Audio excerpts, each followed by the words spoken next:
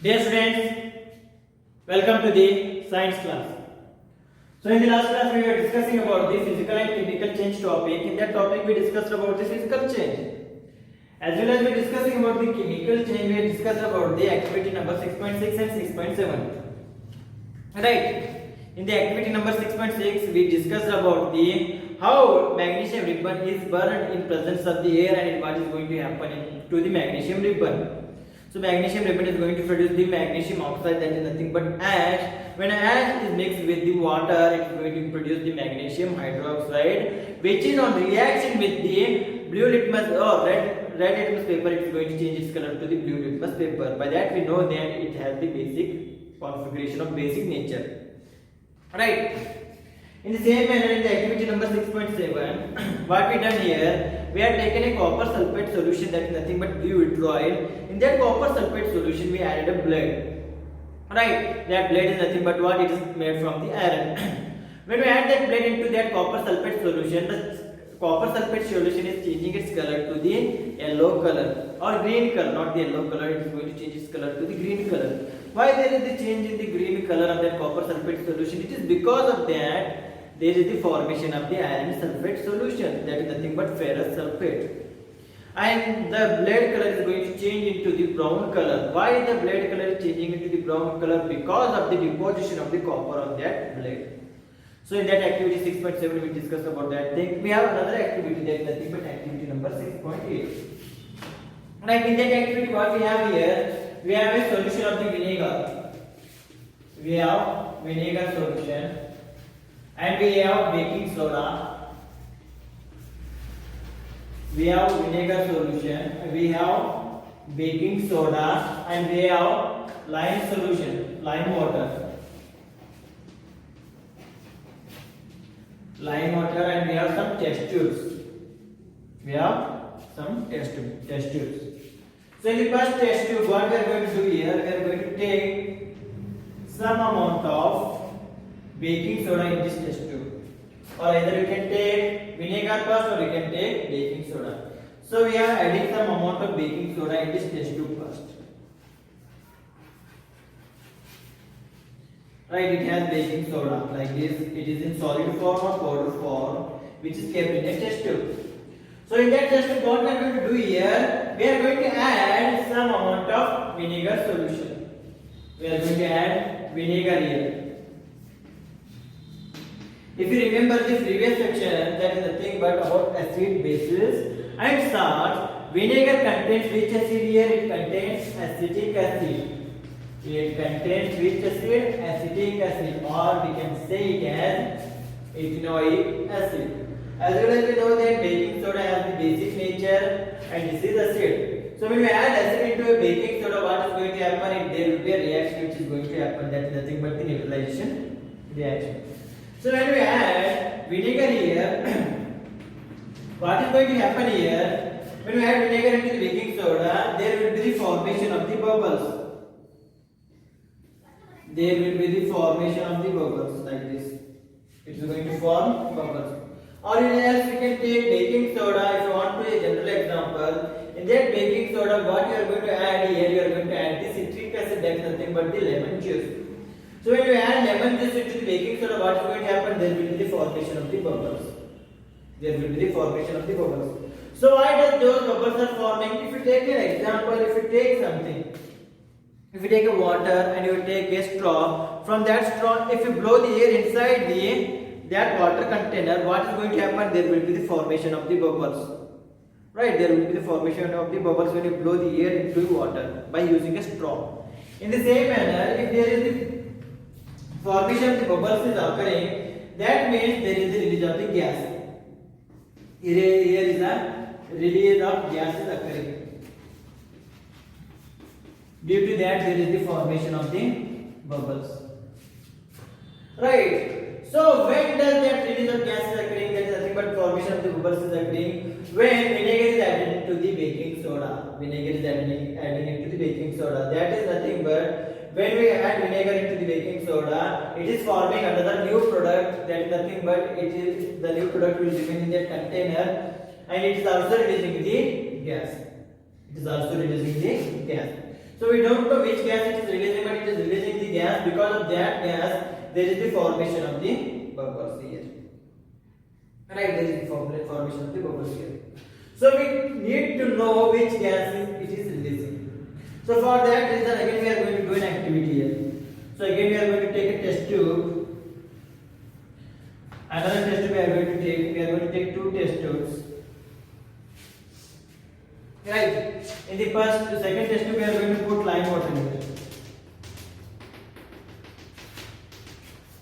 We are going to put lime water here, and here we are going to keep the solution. That is nothing but we are going to add baking soda as well as the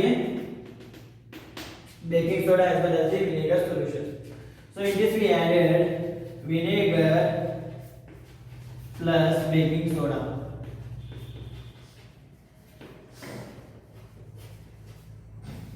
Right. So this connection is connected to the another test tube like this. It is connected to this test tube. So it is airtight here. Here also it is airtight. So that outside air shouldn't enter into this test tube as well as outside air shouldn't enter into this test tube. So what is happening here? When we add vinegar and baking soda into this test tube, there is a chemical reaction which is going to occur. Because of that chemical reaction, it is going to produce bubbles. Those bubbles are nothing but it is because of the gas. So that gas, it doesn't have anything to pass out from that test tube since it is airtight container. It is packed here. So which is connected to a pipe. That means whatever the air which is coming here, it should go by the pipe only. So here from this pipe, this gas is going to the another test tube. So this test tube is also airtight container. So whatever the gas which is coming here, it should enter into the lime water. Right?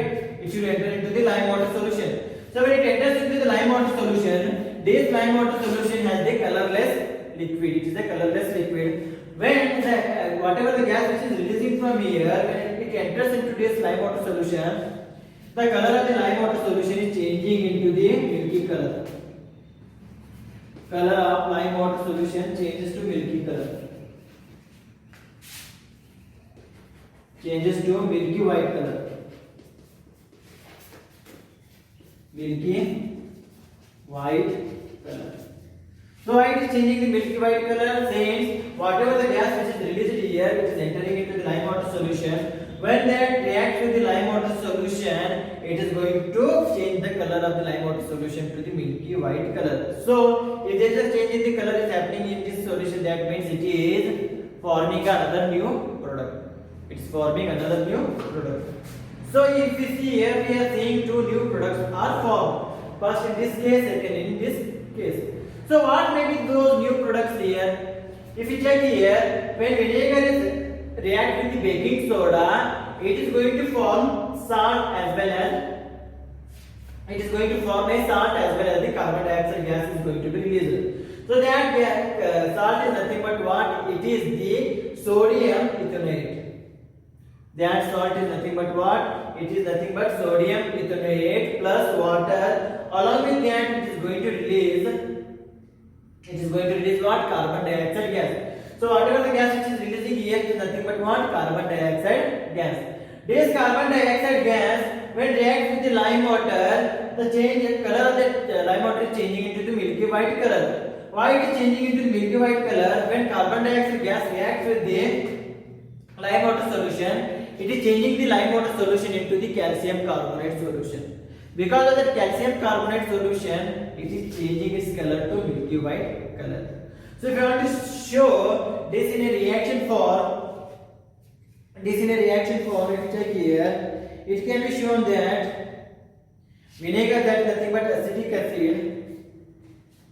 This reaction in the first case, this reaction can be given as this reaction. That reaction can be given in that thing also. So that is nothing but vinegar in this case. Vinegar is nothing but what? It is the acetic acid plus when it reacts with the baking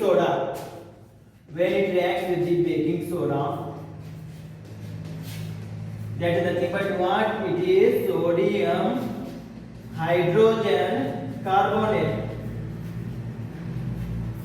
sodium hydrogen carbonate.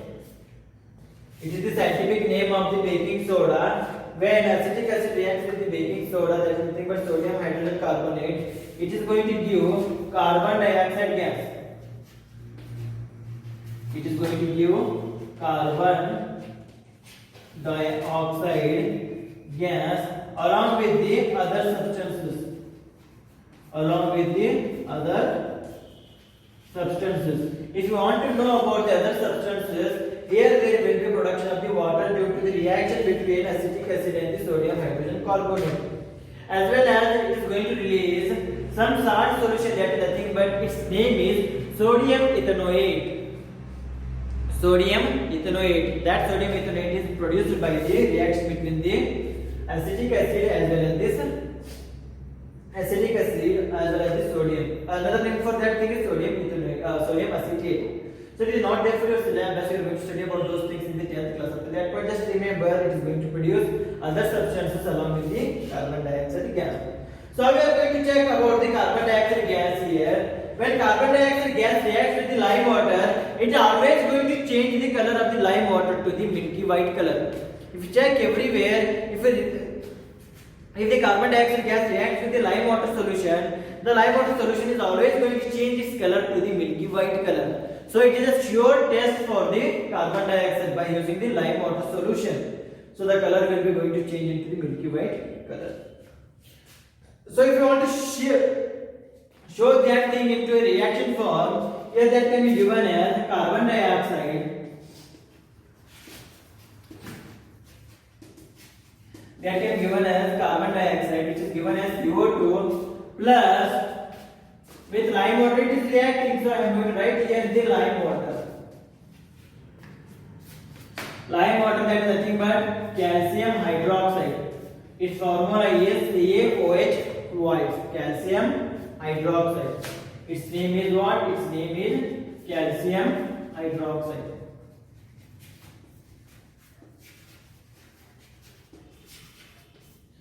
So when it reacts with the calcium hydroxide, what is going to produce? It is going to produce the milky white colored substance. That milky white colored substance is nothing but what? It is the calcium carbonate. It is nothing but calcium carbonate. Its formula is CaCO3. So it is milky white colored substance. Milky white colored substance. So like this here the reaction is occurring. Like this here the reaction is occurring. So if we check at every point, this acetic acid baking soda is changing into the carbon dioxide and other substance, that is nothing but new product is formed. So this carbon dioxide gas when react with the calcium hydroxide, that is nothing but the lime water. So see here another new product is formed, that is nothing but the calcium carbonate. Calcium carbonate. So this is about the activity number 6.8. Activity number 6.8. If we check every activity here, check the activity number 6.6. If we check the activity number 6.7, if we check the activity number 6.8, there in each and every activity there is the formation of the new product. Right? Each and every activity there is the formation of the new product. If the reaction is occurred, if the change is occurred, in that change, if one or two new products are formed, then that change is known as what? It is known as the chemical change. It is known as the chemical change. If you remember the physical change, the change is occurring. The change in the color, the change in the size and shape is occurring, but there is no new product is formed. But in this case, in the chemical change, if the change is occurred, in that change, if the two or more new products are formed, then it is going to be known as the chemical change. So in general, we can say that what is chemical change here? Chemical change is nothing but in a chain, if more than one or two new products are formed, it is known as the chemical change. So in a change, if one or more new products are formed, one or more new products are formed,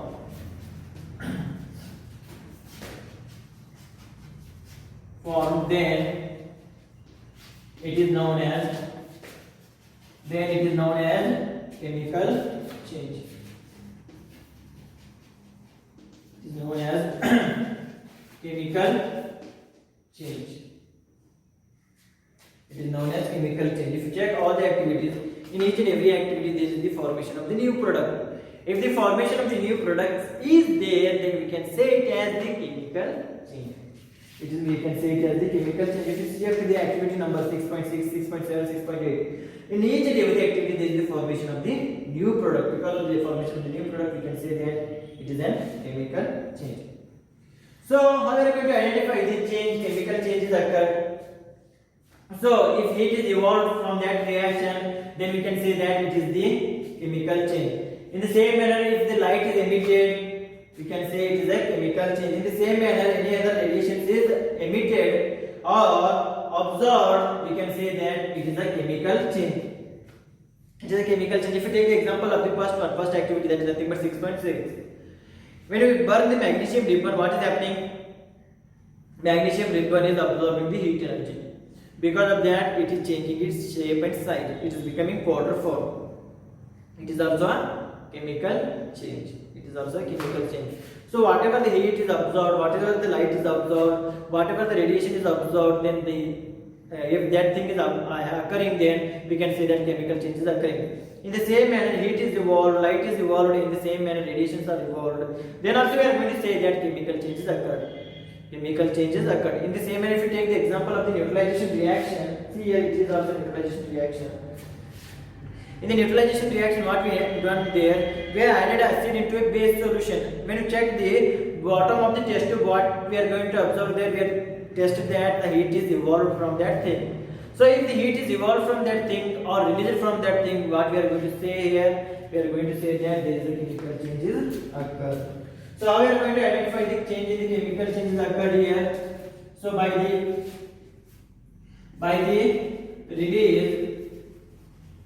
the release or absorption of gas. Sorry, of the release or absorption of the radiation.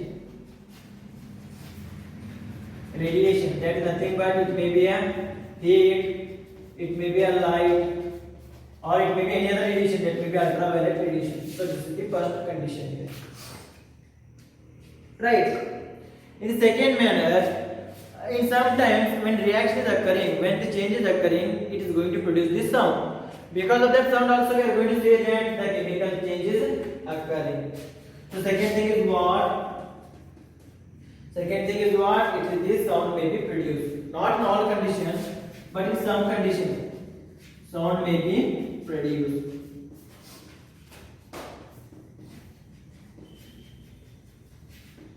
So, in the third condition, a change in smell maybe takes place.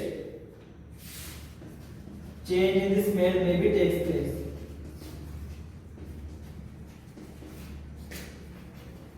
Change in the smell maybe takes place. To check about the chemical change here. Change in the smell takes place. Now take an example. Take an example of butter. So it doesn't have that much smell. So when you burn the butter, it is going to convert it into the ghee. Right, we know that. So ghee is the new product as well as butter is the new. Butter is the different product and ghee is the different product. So we are getting the butter from butter, we are getting the ghee. So it is also a chemical change. So if we check the smell of that thing, it is has the same smell or the smell is coming from that ghee.